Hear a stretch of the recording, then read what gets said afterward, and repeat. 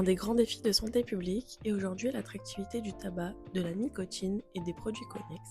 L'industrie du tabac s'efforce constamment de trouver des moyens de rendre ces produits plus séduisants en y ajoutant des arômes ou d'autres ajouts qui modifient leurs odeurs, leur goût ou leur apparence. Ces additifs servent à masquer l'âpreté du tabac afin d'en améliorer le goût. Le 31 mai marque la journée mondiale sans tabac.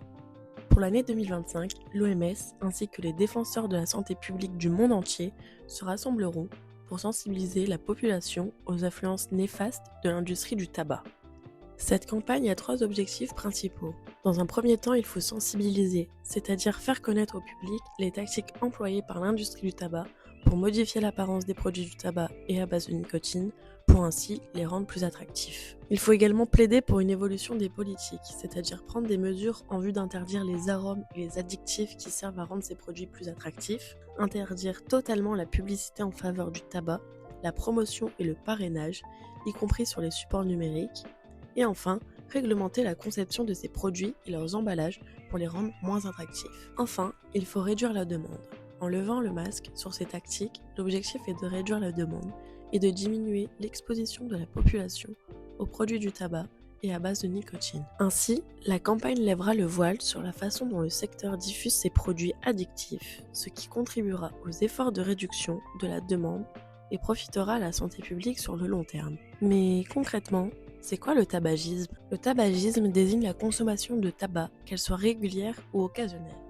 Le tabac contient de la nicotine, une substance qui crée une forte dépendance. Le tabagisme peut prendre différentes formes, comme des cigarettes, des cigares, du tabac à rouler, des chichas ou encore des cigarettes électroniques. Le tabagisme, c'est aussi plus de 7000 substances chimiques dans une seule cigarette, 70 substances cancérogènes identifiées. Le tabagisme est l'une des premières causes de maladies évitables dans le monde. Il est responsable de cancers, de maladies respiratoires, cardiovasculaires et de nombreux décès prématurés. Il existe plusieurs types de tabagisme. Le tabagisme actif, c'est lorsque la personne consomme directement des produits du tabac, comme la cigarette, la pipe, le cigare ou encore la chicha.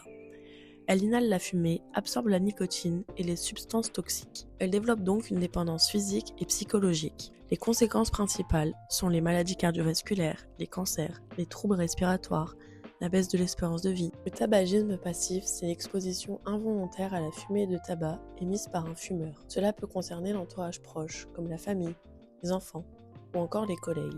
La fumée secondaire contient les mêmes substances toxiques, souvent en plus grande concentration. Les conséquences pour les personnes exposées au tabagisme passif sont des risques accrus de maladies pulmonaires, d'infarctus, d'AVC ou encore de cancer. Les conséquences du tabagisme sur l'environnement. Il existe 3 conséquences environnementales principales. La première est la pollution de l'air. En effet, la fumée de cigarette contient plus de 7000 produits chimiques, dont des polluants qui contribuent à la pollution de l'air extérieur et intérieur. Concernant les déchets, les cigarettes jetées dans la nature sont l'un des principaux types de déchets, représentant plus de 40% des détritus dans le monde. Enfin, concernant l'impact sur les écosystèmes, on remarque que les filtres de cigarettes, souvent en acétate de cellulose, mettent 10 à 15 ans à se décomposer et libèrent des toxines qui peuvent contaminer les sols et les nappes phréatiques. Face à tout cela, l'État a mis en place différents dispositifs pour arrêter le tabagisme. Tabac Info Service est le dispositif principal mis en place par l'État pour accompagner les fumeurs souhaitant arrêter. Il existe une ligne téléphonique avec un numéro gratuit, le 3989, permettant de bénéficier de conseils, d'informations sur l'arrêt du tabac, d'un accompagnement personnalisé ou encore de soutien psychologique. Il existe également un site internet avec des ressources et des outils d'accompagnement, ainsi qu'un espace pour suivre ses progrès, obtenir des conseils adaptés. Ce site propose également un forum de discussion pour échanger avec d'autres fumeurs en sevrage. Enfin, l'application mobile Tabac Info Service permet de suivre son sevrage, d'avoir des informations sur les bienfaits de l'arrêt du tabac et de recevoir des notifications de motivation. Depuis 2016, l'État organise chaque année au mois de novembre le mois sans tabac. Ce mois encourage les fumeurs à s'engager à arrêter de fumer pendant 30 jours en s'inscrivant à une campagne nationale. Des outils de suivi sont fournis et des kits d'aide sont mis à disposition des participants. Ce mois permet de sensibiliser et motiver ceux qui souhaitent arrêter tout en leur fournissant des ressources concrètes.